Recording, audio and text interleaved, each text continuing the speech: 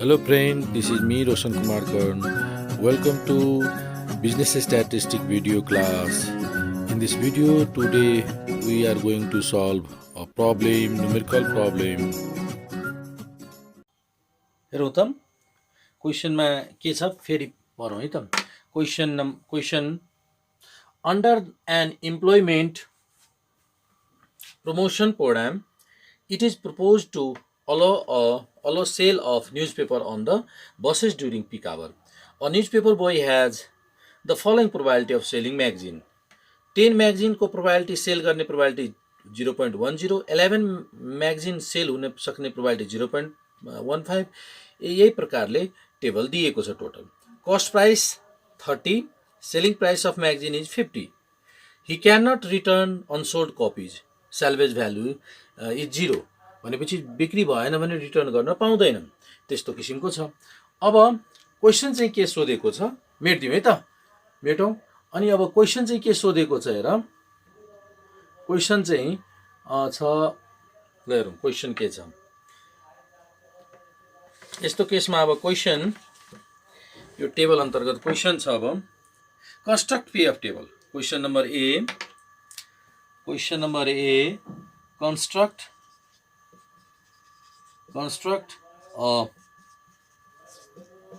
PF table पहिलो. दोस्रो B नम्बरमा calculate the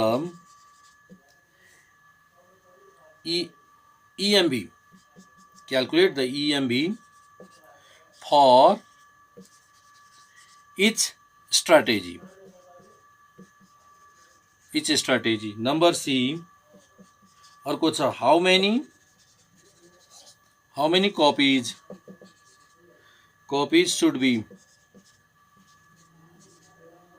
should be ordered.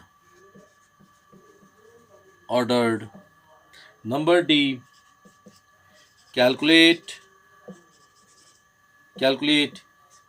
EPPI र number E finally also calculate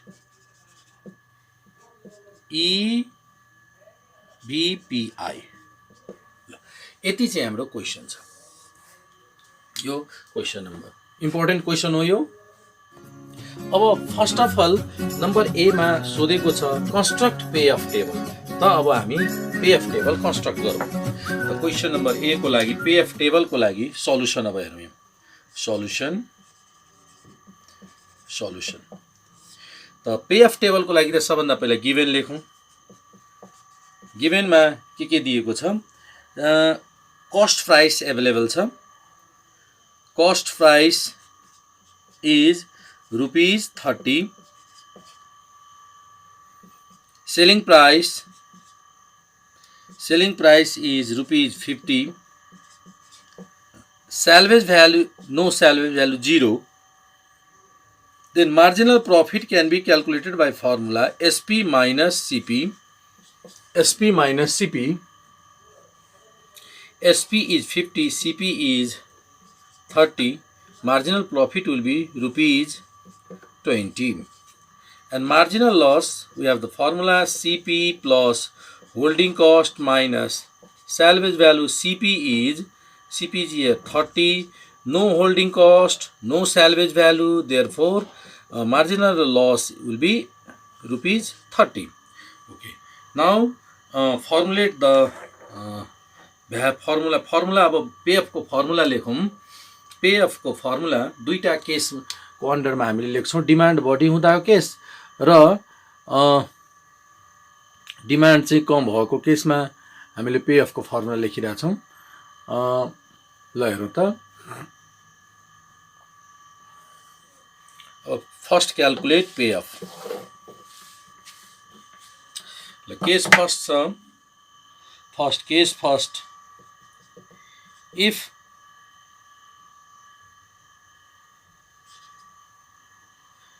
demand is less or equals to stock, then if demand, case first is if demand is less or equals to stock भन्दा कम छ, एकछिन demand बढी छ यसरी लेखौँ, stock less or equals to demand, stock कम छ demand अथवा स्टक र डिमान्ड बढी छ, देन यस्तो केसमा जति पनि स्टकमा छ सबै युनिट हामीले बेच्न सक्छौँ र यस्तो केसमा पे अफ क्यालकुलेसन गर्नुपर्दा pay off equals to marginal profit into stock, स्टकमा भएको सबै। यहाँनिर मार्जिनल प्रफिट कति आइसकेको छ 20, त 20S भयो, 20S के भयो त पे अफ। यसै गरी केस सेकेन्डमा if stock is greater than demand at this situation S minus D भनेको अनसोल्ड युनिट्स भन्ने हामीलाई थाहा छ। अब यस्तो केसमा then pay off can be calculated as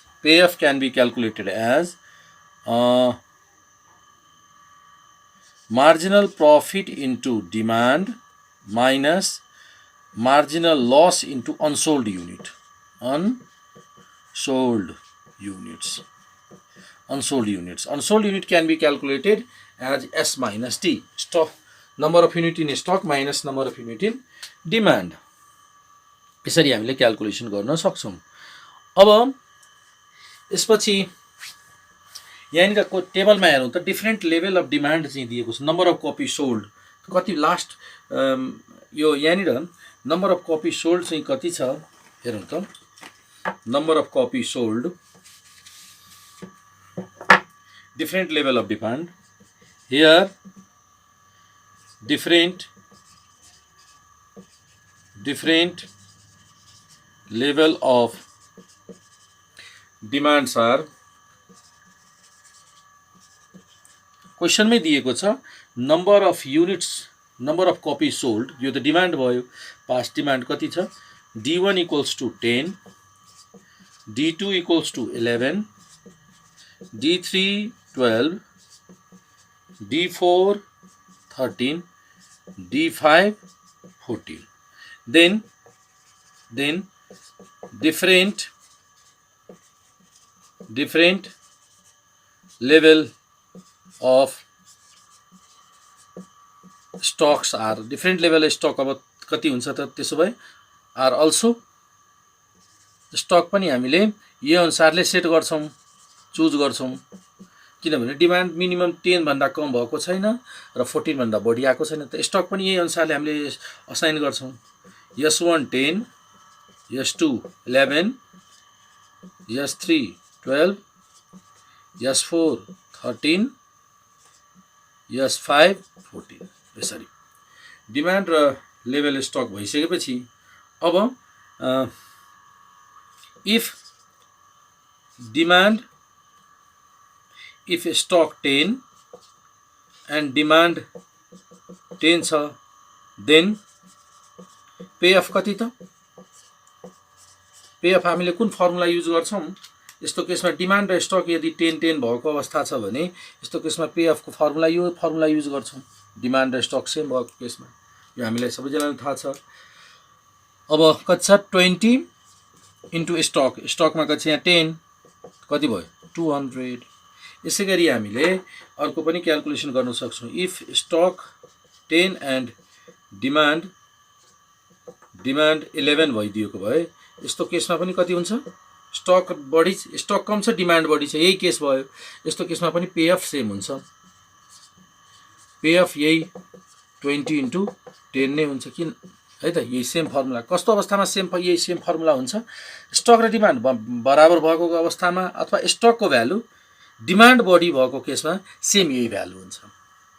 यसै गरी हामीले एन्ड सो अन लेखिदिन्छौँ, एन्ड सो अन। अब यसलाई हामीले एउटा पेएफ टेबल नै कन्स्ट्रक्ट गरिदिन्छौँ। पेएफ टेबल कन्स्ट्रक्ट गर्छौँ।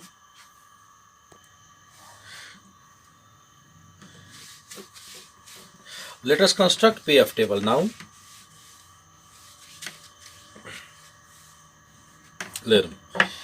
PF table को लागि यो PF table यहाँनिर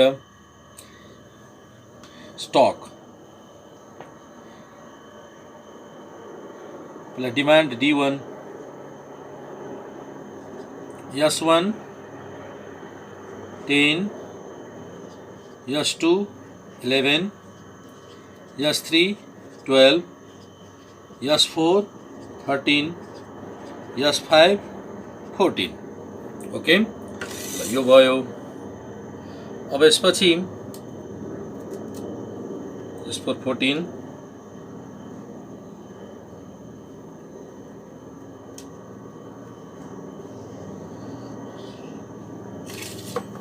अब डिमान्ड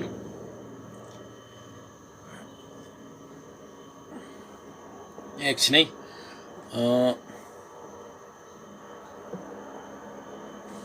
एकछिन फर्स्टमा यहाँ बरु प्रोबेबिलिटी लेखौँ यो टेबलमा प्रोबेबिलिटी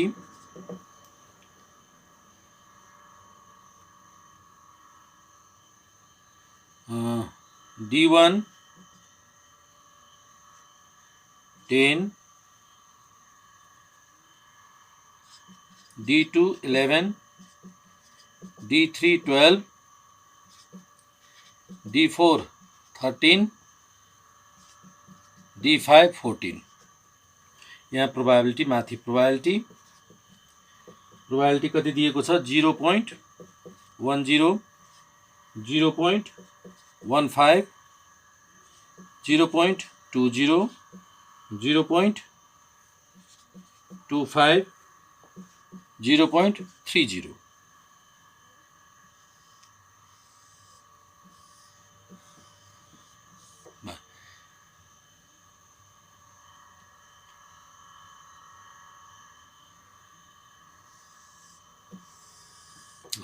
अब S1 10 S2 11 S3 12 S4 13 S5 14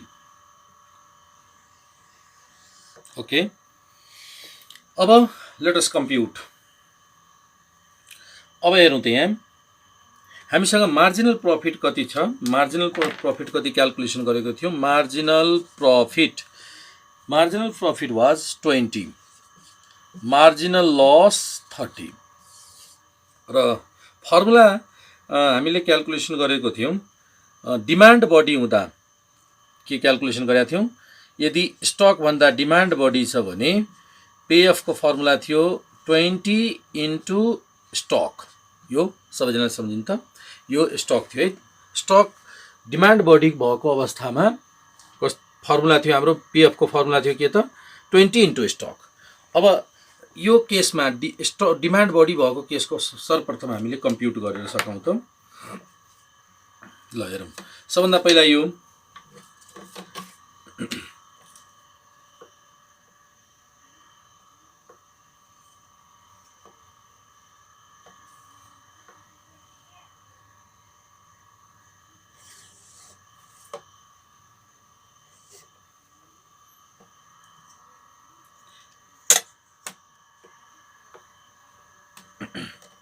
त यहाँनिर स्टक र डिमान्ड दुईटै 10-10 छ त्यसो भए यही केस आयो यहाँनिर 20 इन्टु स्टक त 20 इन्टु स्टकमा चाहिँ 10 20 इन्टु 10 200 भयो यसपछि यसको अब हेरौँ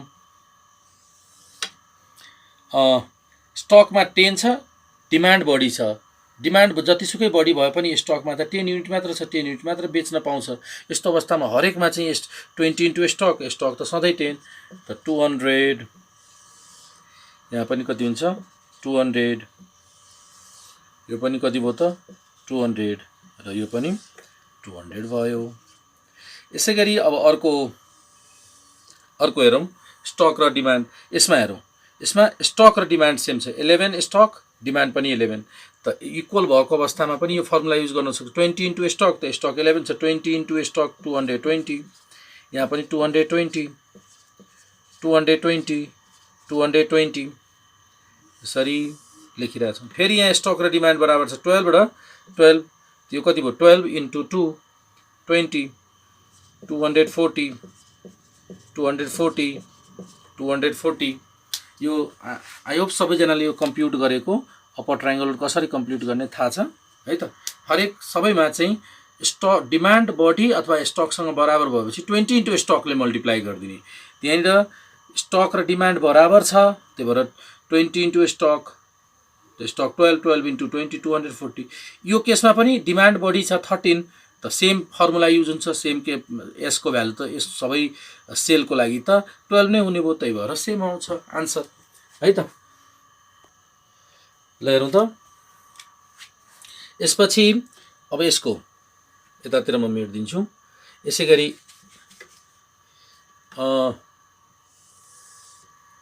ल हेरौँ स्टकमा छ, यहाँ स्टकमा 13 अनि डिमान्ड हेरौँ यहाँ 13, त 13 इन्टु 260 13, यहाँ स्टक र डिमान्ड बराबर हो, यहाँ स्टकभन्दा बढी डिमान्ड छ, सेम त्यही फर्मुला 260। यसै गरी अर्को यहाँ स्टक र डिमान्ड बराबर छ 280 भयो है त। यसरी कम्प्युट गर्न सकिन्छ। अब अप्पर ट्रायङ्गुलरको भयो। अब लोवर ट्रायङ्गुलरको लागि लोवर ट्रायङ्गुलरमा के देखिरहेको छ, स्टक बढी छ डिमान्ड कम छ। त स्टक बढी र डिमान्ड कम भएको अवस्थाको फर्मुला एकचोटि नोट गरौँ त। फर्मुला के हुन्छ, यहाँनिर स्टक पेएफ को formula marginal loss into demand, sorry marginal profit into demand minus marginal loss into unsold units.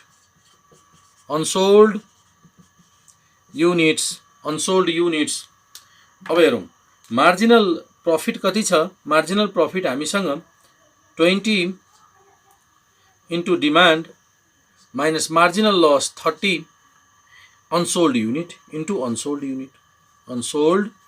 Units. अब क्यालकुलेसन गरौँ यहाँ यो सेलको लागि। यहाँनिर स्टक बढी छ डिमान्ड कम छ, अनसोल्ड कतिवटा भयो, स्टकमा 11वटा युनिट, तर बेच्नलाई कतिवटा बेच्न सक्यो, डिमान्ड 10वटाको मात्र आयो, एउटा अनसोल्ड युनिट बाँकी रह्यो। अनसोल्ड युनिटको ठाउँमा 1 इन्टु 30 माइनस अनि डिमान्ड चाहिँ कति छ, अब स्टकको आधारमा होइन, जति डिमान्ड छ त्यति बेच्यौँ, त 20 इन्टु 10 200 माइनस 30 कति हुने भयो त 170। यसै गरी यसको लागि अब क्यालकुलेसन गरौँ। S2 को लागि डिमान्ड त सेम नै भयो 10, त 20 इन्टु 200 त भयो नै, डिमान्ड त यही हुन्छ यस, किनभने डिमान्ड कम छ स्टक बढी छ भनेपछि 10वटा बेच्यौँ, 10वटा बेचेर 200 पायौँ। तर मार्जिनल लस 30 इन्टु अनसोल्ड कतिवटा छ 12, यहाँ 10, दुईवटा अनसोल्ड भयो, यहाँ 2, त 30 इन्टु 2 60 भनेपछि यो कति हुने भयो त 140। यही प्रकारले अब हेर्दा यहाँ हेरौँ त के कस्तो प्याटर्न देखिन्छ। 200 मा 30 घट्दै गयो, फेरि यसमा पनि 30 घट्दै गयो, फेरि 30 घट्दै जाँदा कति हुन्छ 100, फेरि 30 घटाउँ कति हुन्छ यहाँ 80। यही प्रकारले 30 अब घटाउँदै जाउँ, यहाँ 30 गर्दा 190, फेरि 30 गर्दा 160 130। यसै गरी यहाँ क्यालकुलेसन गर्दा 110 30 घटाउँ, फेरि यहाँ 30 घटाउँ 80, यसमा 30 घटाउँ 230। यसरी यस प्रकारले हामीले पेएफ टेबल कम्प्लिट गर्न सक्छौँ। ल यो कम्प्लिट भयो, पेएफ टेबल कम्प्लिट भयो हाम्रो।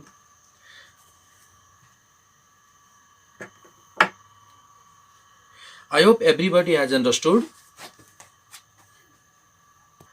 अब हेरौँ सेकेन्ड नम्बरमा के सोधेको छ, calculate the expected monetary value, EMV calculation गर्नु छ। अब यहाँ हामीले EMV नम्बर बी मा calculate the EMV for each strategy, त EMV क्यालकुलेसन गरौँ। EMV को फर्मुला नम्बर बी, ए को भयो, बी मा EMV can be calculated by formula summation payoff into probability।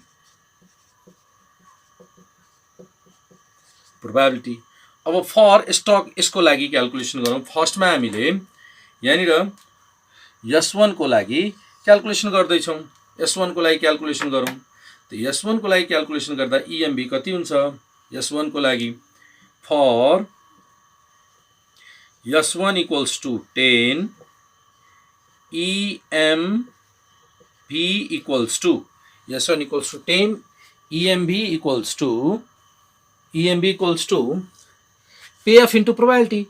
The payoff is 200 into probability 0.10, 200 into 0.10 plus 0.15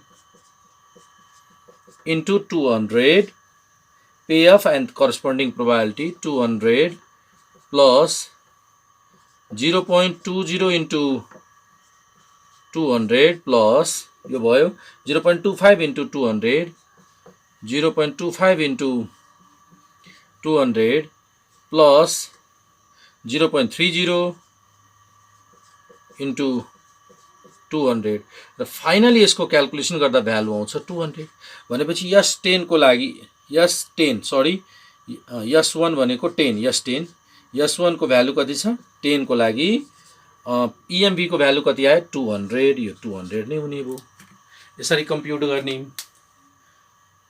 ल हेर त यसैगरी फेरि S2 को भ्यालु कसरी क्याल्कुलेसन गर्यो S2 11 मा EMB क्याल्कुलेसन गर्दा S2 11 को 0.10 into 170, 0.15 into 220, 0.20 into 220, 0.25 into 220, फेरि 0.30 into 220, total calculation गर्दा 215, यसको आयो 215. Similarly, S3 को calculation गर्दा strategy S3 को लागि फेरि यसै गरी same probability into their payoff plus 0.15 into 190, 0.20 into 240, 0.25 into 240, 0.30 into 240 र 0.30 into 240 यसरी गर्दा 222.5 क्याल्कुलेसनमा आयो यसै गरी अब S13 को क्याल्कुलेसन गरौँ सिमिलरली S13 को क्याल्कुलेसन गरौँ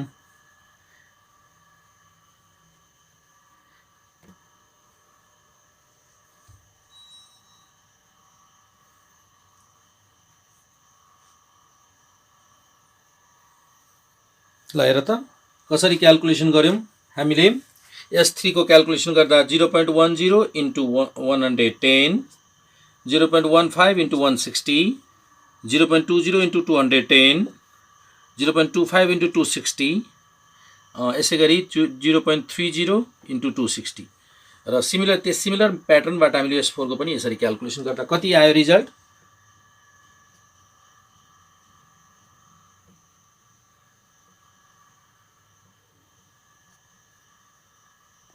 यसको रिजल्ट आयो 220 र यो भयो 205 220 र 205 यसरी हामीले कम्प्युट गर्न सक्छौं है त अब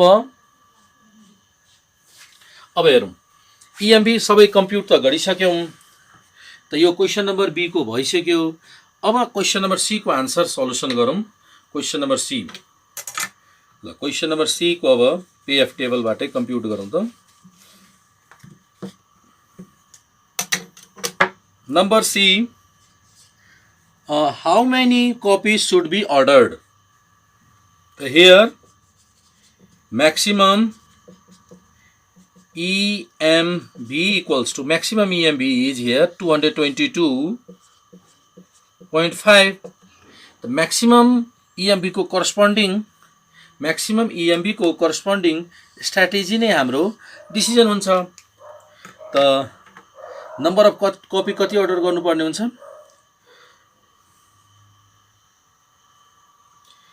max therefore and its corresponding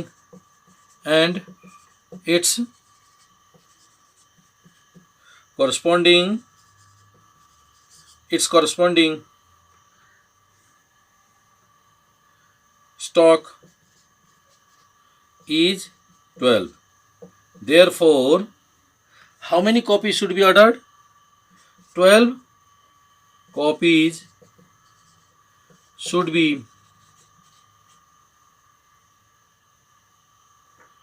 be ordered to get maximum profit यो हाम्रो डिसिजन भयो अब क्वेशन नम्बर सी कम्प्लिट भयो यसैगरी अब क्वेश्चन नंबर सी कम्प्लिट भयो है। क्वेश्चन नंबर डी को सल्युसन अब हेरौँ। क्वेश्चन नंबर डी को सल्युसन नंबर डी के सोधेको छ, expected profit with perfect information EPPI हामीसँग फर्मुला छ diagonal pay off into probability अर्थात् maximum pay off into probability. अब हेरौँ त मैक्सिमम पे अफ इन्टु प्रोबेबिलिटीमा डायगोनल पे अफ कति छ यसको, यो डायगोनल पे अफ भनेको यो पे अफ भयो डायगोनल, जसमा यसमा सबभन्दा मैक्सिमम 20, यसको यो यसमा सबभन्दा मैक्सिमम सेकेन्ड रो को सबभन्दा maximum pay off 220, third row को सबभन्दा maximum pay off 224, fourth row को सबभन्दा maximum pay off 260, fifth row को सबभन्दा मैक्सिमम पे अफ छ 280। अब हेरौँ त यो डायगोनल भयो नि, यसलाई डायगोनल पे अफ भनिन्छ, मैक्सिमम पे अफ और डायगोनल पे अफ। अब क्याल्कुलेसन गरौँ diagonal pay off into probability, त यो 200 into probability 0.10 plus 220 into probability 0.15 plus 240 into probability 0.20 plus 260 into probability 0.25 plus 280 into probability 0.30। ल यसको रिजल्ट कम्प्युट गरौँ त कति आउँछ यसको आन्सर, यसको आन्सर कम्प्युट गरौँ। ल यसको आन्सर हुन्छ 250 रुपीज 250 रुपीज 250, त EPPI को भ्यालु 250 भयो। अब हामीलाई क्याल्कुलेसन गर्नु छ, फाइनली क्वेश्चन नंबर ई को क्याल्कुलेसन गर्नु छ। नंबर ई क्वेश्चन नंबर ई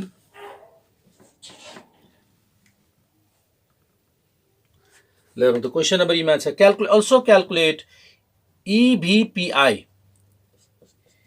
EBPI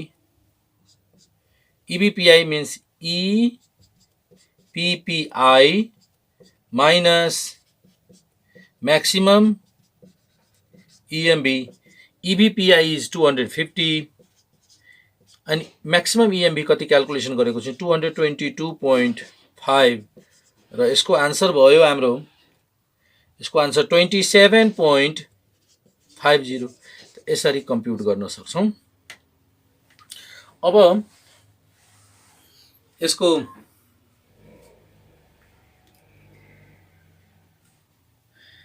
इन्टरप्रेट गर्दा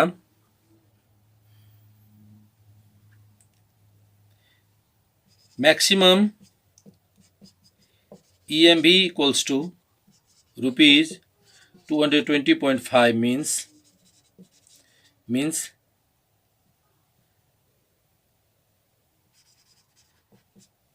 under risk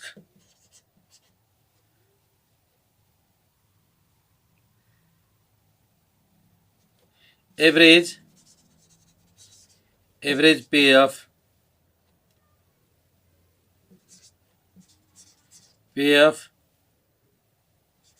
is rupees 22.5 and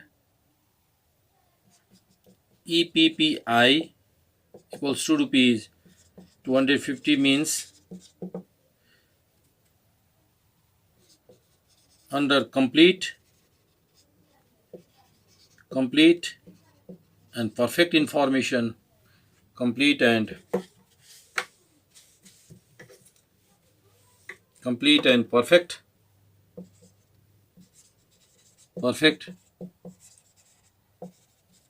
informations, the average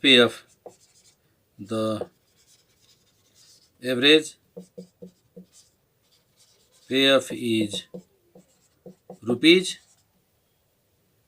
250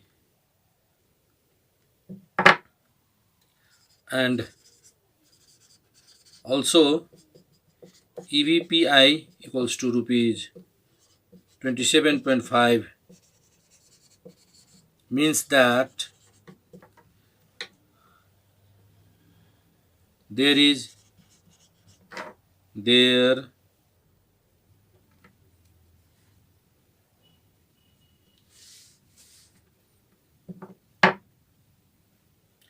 that the difference between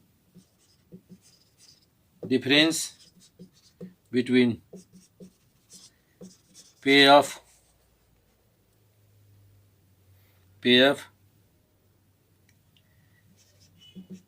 with and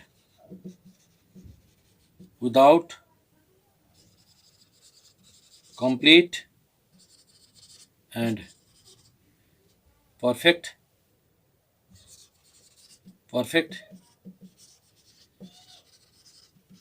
informations is rupees 27.5. In this way we can interpret